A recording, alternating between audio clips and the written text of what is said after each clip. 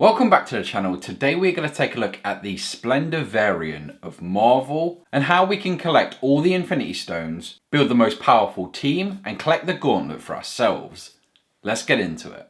This game is for 2 to 4 players and says to take around 30 minutes, which I do think is about accurate. Let's start by taking a look at what comes in the box. Obviously we've got the rule card, which we're going to go through basically in this episode. If you're unsure of any rules, drop them in the comments below. And I will go through them for you. I can explain them in a little more detail. But basically what we've got here is this is going to be how we win. So to win, we need a team of 16 infinity power. We need one of each type of character, so different colors to represent the infinity stones. And we need the green stone, which is slightly more difficult to get, but we'll get into how to do that shortly. During the game, as well as characters, you can buy locations. So we've got nowhere. We've got I'm not even sure where that is. Triskelion? Wakanda. So places that you should recognize from Marvel. Some are a little more unusual. This one's Avengers Tower, so that's a nice easy one. But basically, you can buy these instead of characters, which do give you some of these points, which if we go back here is what we need to win. Also in the game, if you collect 3 Avengers, I'll go into that shortly on how you do that. You'll take the Avengers token. Now, this is something that can be stolen from you. So if somebody takes over and has more Avengers, they are going to take this. You lose 3 power, they gain it. And it's something you can battle for throughout the game. Let's take a look at some of the components then. So we've got... I really wish that didn't happen. Let's try that again. These are very slippery, so let's be careful with them. We've got the orange Infinity Stone. We've got purple. You know what? You can see them. I don't need to take these out. Basically, we're going to get 7 of each of these colors, except for the green, which there is only 4 of, and except for the gray, which there are 5 of. Now, there is a reason for that. These are a lot more difficult to get. These are slightly more unique to get. So I will go through on how exactly we collect them. Let's just finish it off showing the components. The only thing left we've got... character cards. So we have different types. This is the pile of the strongest ones. So you can see in the top, a lot of 5s, a lot of 4s. There is the green Infinity Stone, double Avengers on some of them. So they are quite powerful. And these are the three pip ones. There is also a stack of 2 and 1. We will go through how to unlock those now, just so we can get the game started and see how we get on. So once the game board is set up, it's going to look something like this. You're going to have the different types of cards and you're going to place 4 down of each. I do like that this game has gone to some effort and they've not just gone for Iron Man, Captain America. Even though they are in here, they've added characters like Scarlet Spider, Electro, Kingpin. We've got Carnage, we've got Spider-Girl. Just going through the cards, there's so many unique characters and it does... Players that aren't necessarily familiar with Marvel can learn new characters. People that love Marvel, they're going to see characters they don't normally see. And it does make it a little more interesting. Although the characters you have aren't necessarily the be-all and end-all, so you don't have to have Scarlet Spider as your favourite. It's very interesting to make different teams each time with new characters. But how do we make those teams? So on your turn, you can take 3 tokens of 3 different colours. You obviously can't take a grey or green, as we will get to that on how you do that eventually. If there are not enough tokens left to take 3 of different colours, you may take 2 tokens of different colours, or even 1 token. So there are variations if they run out of tokens. Another action you can take on your turn is take 2 tokens of the same colour. Now you can only perform this if there is a stack of at least 4. So basically what you're going to do is you're going to set up all these infinity tokens to the side and you're going to slowly draw those each turn. So on your turn, you're going to take one of the actions listed so far. As well as those 2, you can also reserve 1 character and take a shield grey token. So reserve would be, for example, I could take Kingpin, pop him to the side near my team. It's important to note he isn't on my team yet until I've paid his cost, but I can basically say nobody else can have this character. And by doing that, I'm going to take a grey shield token and that character. So what happens then? Basically, this grey shield token can count as any colour. But why do we need these colours? So any character has a cost. For example, Electro here costs 2 orange and 1 red.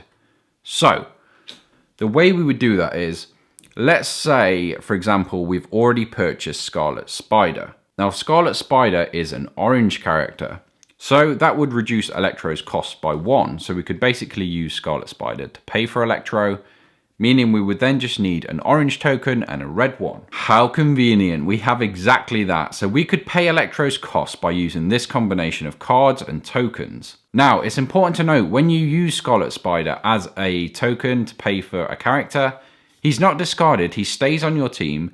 You can just use him to reduce costs of other characters. Now, the bottom row is looking a little worse for wear. It shouldn't be. Every time a character is removed, a new character is placed there. So this is going to keep filling itself up. So now we've got Crystal, we've got Sandman, and we've got Triton. This is what I mean. All the Inhumans appearing, the Sinister Six, so many different variations of characters. But we did go through it there. So the last thing you can do in a turn is recruit one face-up character from the middle of the play, or something you've previously reserved. So I could pay for Kingpin if we had the appropriate amounts. I could pay for somebody out here. Another thing you could do if you recruit is, when you recruit, instead of recruiting from here, you could take a random one from here. Now this is risky because you're not going to know the color, you're not going to know how much it costs, so it could be very difficult to play.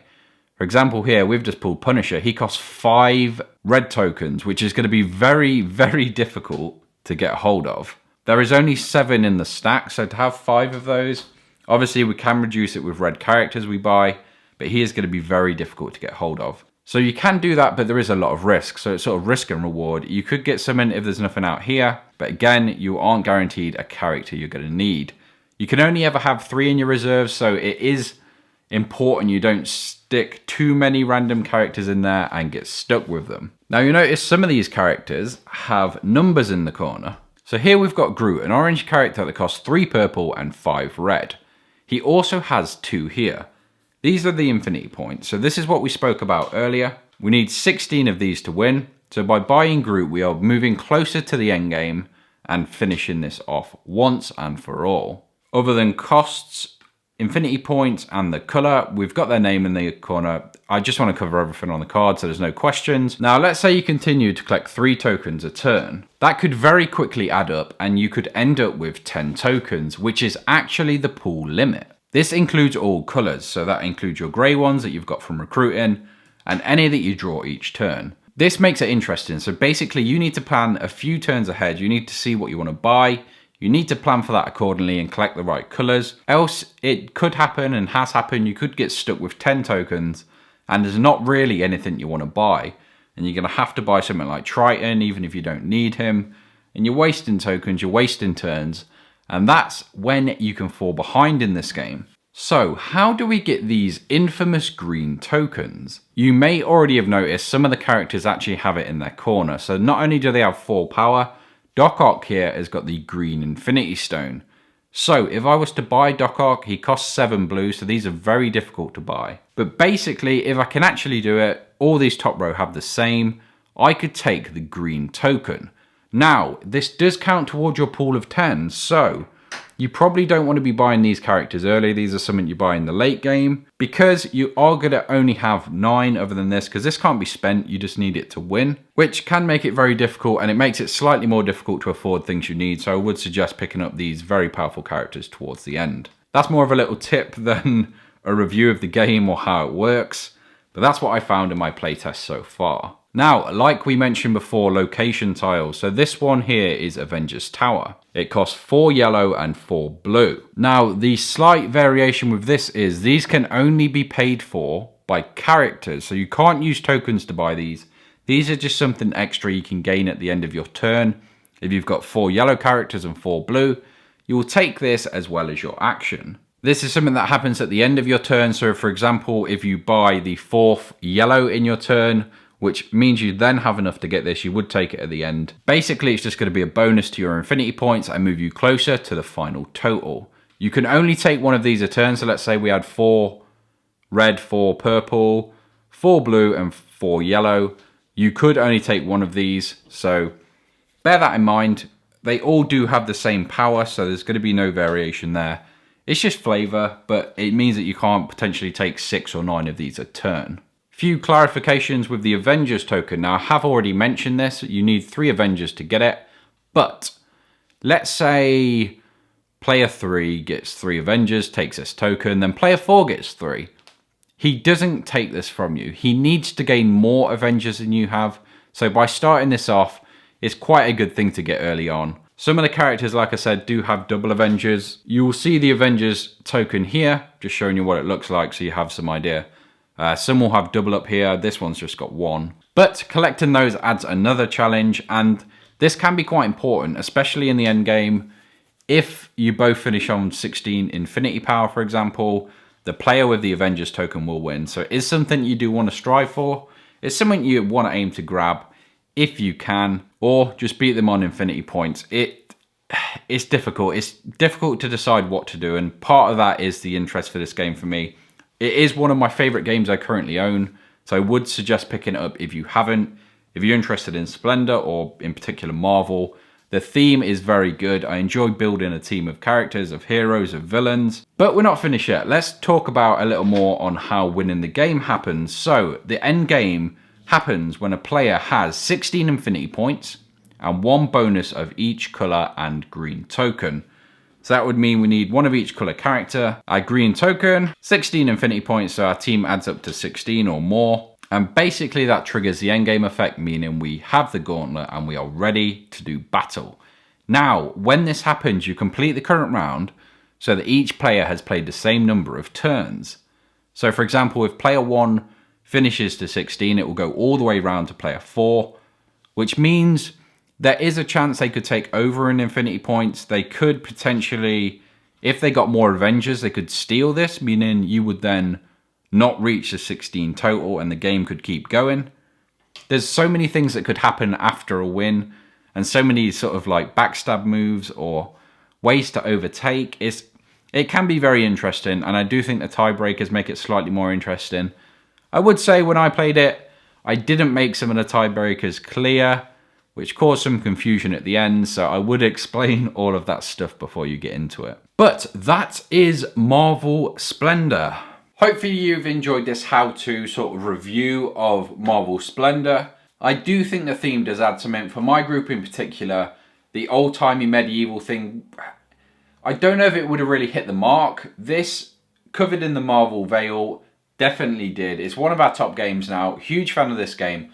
I would suggest if you've never played Splendor, maybe just picking this version. I do honestly like the original, but I mean, variations are always good. And I think for younger players or players that are more into pop culture and stuff like that, they are going to prefer this version.